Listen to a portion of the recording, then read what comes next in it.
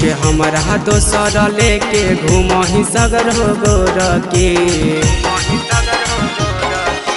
छोड़ के हमरा दोसर लेके घूमही सगर हो गोरकी। आगे यो के देखे मोबाइलवा माला दोसर पटल बैठे गोरकी।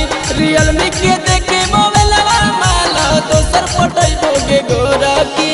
करिए लभर पर घुमा न करही सुन गे गोरकी।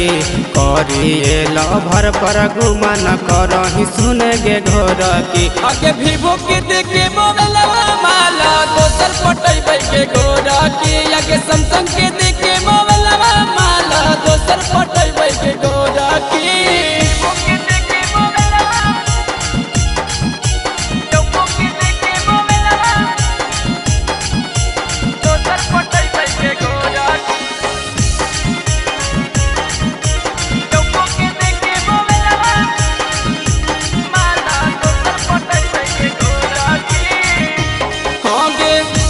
रज होटलवा में चाउमीन खिलाई बैगे।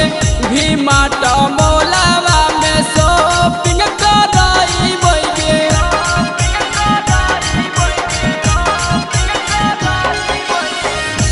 रज होटलवा में चाउमीन खिलाई बैगे। भीमाटा मौलावा में शॉपिंग कराई बैगे।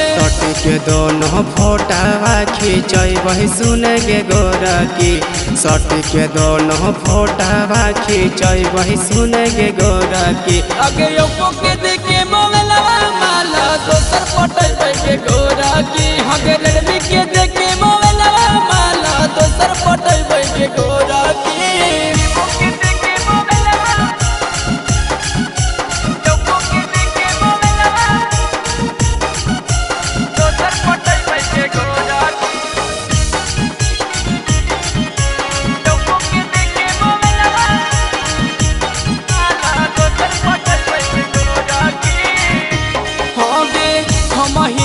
याद अइबो सुखल जेठा बादोगे।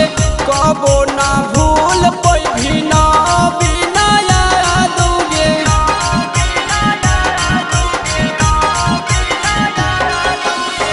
हम ही याद अइबो सुखल जेठा बादोगे। कबो ना भूल पैभी ना बिना यादोगे। राइटर सहलेंद्रा तोरा सोच कहोगे गोरकी। राइटर सहलेंद्रा तोरा सोच कहोगे गोरकी। आगे यो के देखे मोबाइलवा माला दोसर पटल बैठे गोरकी। आगे रेडमी के देखे मोबाइलवा माला दोसर पटल बैठे गोरकी। माँ प्रतिमा रिकॉर्डिंग स्टूडियो शेखपुरा।